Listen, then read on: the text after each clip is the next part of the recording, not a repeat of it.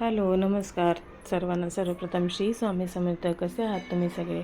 आज मी थोडा शॉर्ट व्हिडिओमध्ये सगळ्या गोष्टी अपडेट करणार आहे. तर सगळ्यात प्रथम तर मी सकाळी उंबरठा लेपन करून घेतलं होतं. शुक्रवार होता आज, तर म्हटलं चला आज आपण हे करूया. बऱ्याच दिवसांनी करते मी उंबरठा लेपन, कारण हल्ली वेळ मिळत नाही, त्याच्यामुळे मग ते सगळं राहून जातं. तर उंबरठा लेपन करताना ना मी हळदीमध्ये अष्टगंध, हळद, थोडंसं गोमूत्र आणि गुलाब पाणी असं सगळं टाकून घेते.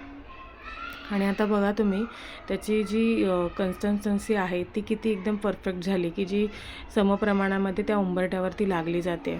तर बघा आता हे असं जेव्हा आपण करतो तेव्हा घरामध्ये एक चांगली पॉझिटिव्ह ऊर्जा यावी असंच प्रत्येकाचं मत असतं. तर त्या पद्धतीने आपण सगळ्या बायका आपल्या घरासाठी काही ना काही करतच असतो.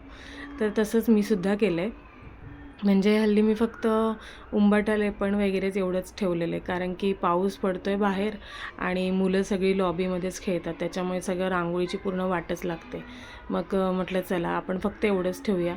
छोट्या ह्याच्यातसुद्धा खूप छान दिसतोच उंबरठा. असं काही गरजेचं नाही आहे की तुम्ही रोज रांगोळी काढलीच पाहिजे किंवा अगदी हे असं केलंच पाहिजे. तुमचं जे आहे जसं आहे तसं जरी ठेवलं, तसं जरी राहिलं ना, तरी त्या देवाला प्रिय असतं. तर अशा सगळ्या पद्धतीने मी हे सगळं करून घेतलं होतं. किती छान वाटतं आहे ना. त्याच्यानंतर हे इथे किचनमध्ये 2 फोटोज आहेत आमच्याकडे, तर त्यांना पण मी पुसून घेते. हे रोजचंच असतं माझ्याकडे. तर हे सगळं झाल्याच्यानंतर मग स्वयंपाकाची ड्युटी असते. मग हे आता मी सगळ्यांना असं छान सजवून घेतलं अगोदर. म्हणजे जास्त तर काही नाही आहे, फक्त गंध वगैरे लावते आणि फुलं ठेवून घेते. बघा आता आपले स्वामी महाराज पण तिथे विराजमान होतीलच. तर ह्या सगळ्या गोष्टी आपण जेव्हा सकाळी करतो तेव्हा घरामध्ये एक चांगल्या प्रकारची ऊर्जा येत असते. तर ही ऊर्जा प्रत्येक बाईला अगदी हवीहवीशी वाटत असते, हो की नाही? सांगा बरं सगळेजण. बघा आता किती छान दिसतात. जेव्हा फुलं त्यांच्यावरती येतात ना, तेव्हा खरोखर सुंदर दिसतं देव.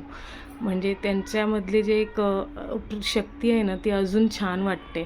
तर आता बघाल तुम्ही, मी तिथे लाईट्स पण असे लावून घेतले होते. तर बघा किती सुंदर दिसतं आहे ना सगळं.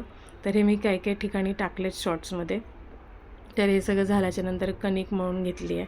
कणिक मळून झाल्याच्यानंतर एकीकडे नाश्ता पण रेडी झाला होता सगळ्यांसाठी, आणि जो आहे आपला सकाळचा टिफिन, तर तो पण रेडी करून घेतला होता. म्हणजे सकाळी अगदी आपल्या प्रत्येक बाईच्या घरामध्ये ट्रेनच येते असं म्हणायला काही हरकत नाही आहे, नाही का? आता पोळ्या पण फुगवून झाल्या. आता फुगवून म्हटलं म्हणजे बनवून झाल्या होत्या. त्या काही मी शूट नाही केल्या आहे, कारण तेवढा वेळ नव्हता माझ्याकडे. तर आता जे आहे जसं आहे ते तुमच्यासमोर मी रोज मांडायचा प्रयत्न नक्कीच करेल, जसं माझ्याकडे वेळ असेल तसं. त्याच्यानंतर शुक्रवारचा हा धनलक्ष्मी कुंचनाची सेवा मी सोडत नाही आहे, कारण काही किती होऊन जाऊ दे तरी पण माझी ही सेवा होणार म्हणजे होणारच.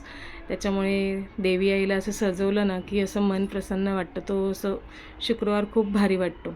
तर असं छान वाटतं ती सगळीजणं. मग ह्यांची सगळ्यांची तयारी केल्याच्यानंतर मी माझी तयारी करायला सुरुवात केली. काही जास्त नाही करत मी. टिकली लावते, लिपस्टिक लावते, काजळ लावते, बस इतकंच. आज हेअर वॉश केलं होतं म्हणून सिरम लावते. तर कसं वाटलं माझा आजचा तुम्हाला मिनी व्लॉग, तर नक्की